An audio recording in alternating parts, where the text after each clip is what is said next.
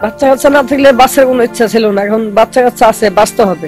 ধার দেনা করে ভাগ্য পরিবর্তনের আশায় সুদূর প্রবাসে পাড়ি জমালেও ভাগ্য সহায় হয়নি বিজয় বাদ্যকরের। সৌদি আরব গিয়ে পুরোপুরি নিঃস্ব হয়ে দেশে ফিরে আসতে হয় তাকে। সাথে আক্রান্ত হন মরণ ব্যাধি ক্যান্সারে।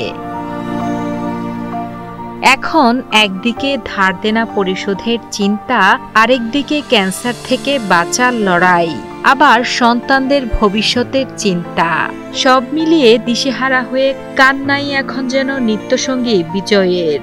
ক্যান্সার ধরা পড়ছে, এখন ক্যান্সারের তো কোনো ওষুধ নাই ভাই। টাকা পয়সা তো আমাদের যা ছিল, বাইরে গেছিলাম, বাড়িতেও যা ছিল সব বিক্রি করে যতটুকু সম্ভব করাইছি। এখনো ব্যথায় জ্বালা যন্ত্রণায় ঘুমাইতেও পারি না, খাইতেও পারি না। 3টা বাচ্চা কাচ্চা আছে, এখন এই বাচ্চা কাচ্চা মনে হয় পালতে পারতেছি না। নিজে খাবো না, ওদেরকে খাবো না, নিজে ওষুধে খাবো।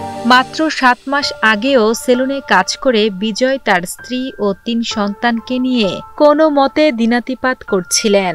সন্তানদের উজ্জ্বল ভবিষ্যতের কথা ভেবে জীবনের শেষ সম্বল জমিটুকু বন্ধক রেখে এবং ঋণ করে পাড়ি দিয়েছিলেন সৌদি আরবে। সেখানে একটি হাসপাতালে ভালো কাজও পেয়েছিলেন, কিন্তু 3 মাস কাজ করার পরই পাইলসে আক্রান্ত হন বিজয়।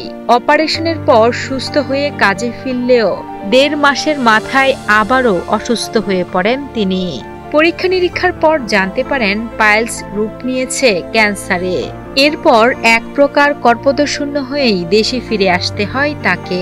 আমি আগে সেলুনে কাজ করতাম, পরে দেশের বাইরে গেছিলাম, ওইখানে 5 মাস ছিলাম। 3 মাস পরে আমার অসুস্থ হইলো, পরে ওইখানে পাইলসের সমস্যা ছিল। পরে ডাক্তার দেখালাম, বললো যে অপারেশন করতে হবে। অপারেশন করালাম, 1.5 মাস ভালোই ছিলাম, তারপর থেকে আপনার হলো ইনফেকশন হলো। পরে কোম্পানি দেশে পাঠাই দিল। দেশে ফিরে বন্ধক রাখা জমি বিক্রি করে পরীক্ষা নিরীক্ষা আর ওষুধেই শেষ হয়ে যায় সব। চিকিৎসকের পরামর্শ অনুযায়ী সুস্থ হতে দরকার 25টি কেমোথেরাপি, যার প্রতিটির খরচ 25,000 টাকা। বর্তমান অবস্থায় যেখানে খাবার জোগাড় করাই দায়, সেখানে চিকিৎসা চালিয়ে যাওয়া বিজয়ের কাছে যেন স্বপ্নের মতো। তো গত 3 মাস ধরে ভাই কোনো ওষুধপাতি খাইতে পারতেছি না, এমনকি টাকা পয়সা নাই, সবই মানে সব শেষ। পরীক্ষা করাইতে পারতেছি না, বাধ্য হয়ে মনে হয় যে আপনার হোমিও খাইতেছি। হোমিও খাওয়ার পরও আপনার এখন তো পরিবর্তন আসে না, আগের মতোই আছে। যে থেরাপি দিতে বলছে 5-6 লাখ টাকা লাগবে, আমাদের তার এত টাকা পয়সা নাই। টাঙ্গাইলের বাসাইল পৌরসভার বাদ্যকর পাড়ার বাসিন্দা বিজয়ের গত 2 মাস ধরে সংসার চলছে পুরোপুরি অন্যের সাহায্যে। সন্তানদের ভরণ পোষণ দিতে না পেরে বাধ্য হয়ে এক সন্তানকে পাঠিয়ে দিয়েছেন শ্বশুরবাড়িতে। 3 সন্তানের জন্য বেঁচে থাকতে সঠিক চিকিৎসা করিয়ে সুস্থ হতে সরকার সহ দেশবাসীর কাছে আর্থিক সহযোগিতার জন্য আবেদন জানান বিজয় ও তার পরিবার।